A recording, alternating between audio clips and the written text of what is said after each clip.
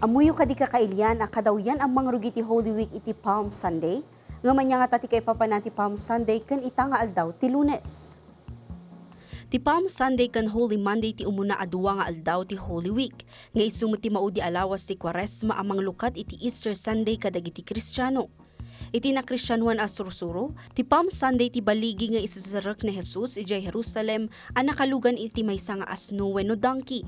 Maibilbilang daytoy a kasagraduan alawas para kadagiti Kristiyano. Iti mangsursurot iti Julian calendar.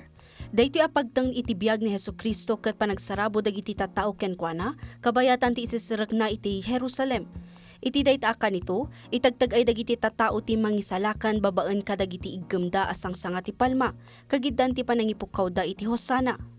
Kayat naasawan, si tatalugo dagiti tattao amang pasangbay ken Hesukristo iti lugar da ken dagiti daduma iti puso da kas maysa a Mesayas, amang isalakan iti lubong. Ita panawan, kas inrugi ti pamati, nangruna iti Katoliko, tradisyonan ti panagmisa ken prosesyon babaen kadagiti sanga ti palma.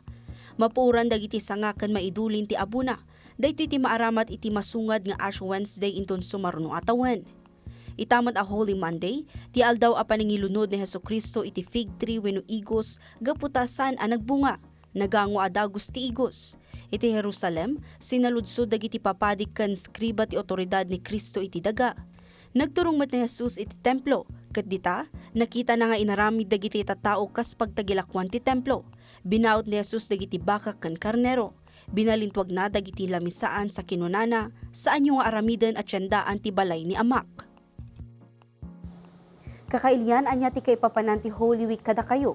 Ti panagpasyar, panagragsak, wenno ti panagmannaman na iti panangisalakan ni Hesukristo iti biag tayo. May bati daytoy asaludsud iti tunggal maysa, ang mabalin na pagpampanunutan tayo ita Holy Week.